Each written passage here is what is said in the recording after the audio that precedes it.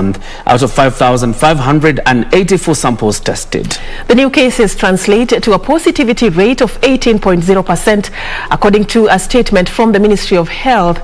In the same period, 13 people succumbed to the COVID-19 virus complication, bringing the cumulative death toll to 3,895.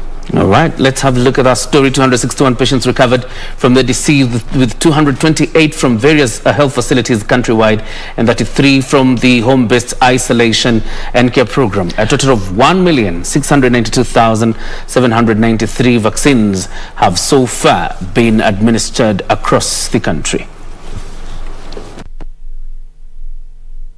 Health Cabinet Secretary Mutahi Kagwe has warned of a surge in the spread of the deadly Delta variant of COVID-19 in the country. While noting that the death toll is considerably low, Kagwe pointed out that the positivity rate has continuously remained as high as 14%.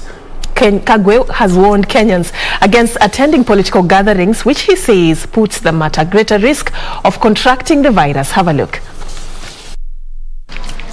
Health Cabinet Secretary Mutahi Kagwe says political gatherings remain one of the greatest impediments in the war on COVID-19.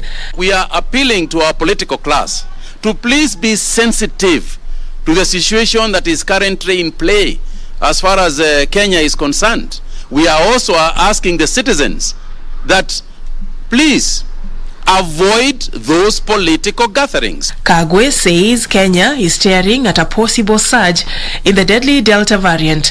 At the moment, at least, the death rate, continues to be reasonably low, within the country, as opposed to what we are observing elsewhere in the world.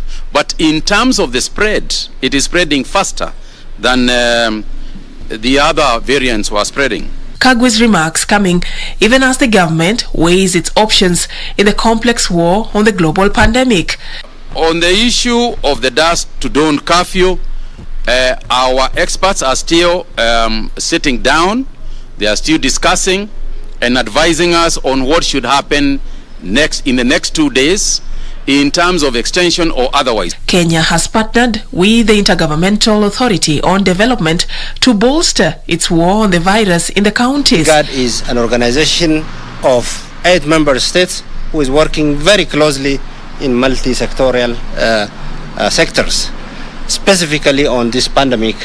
As one of the subnational governments in Kenya, we will take the lead to work closely with the national government and to work closely with IGAD.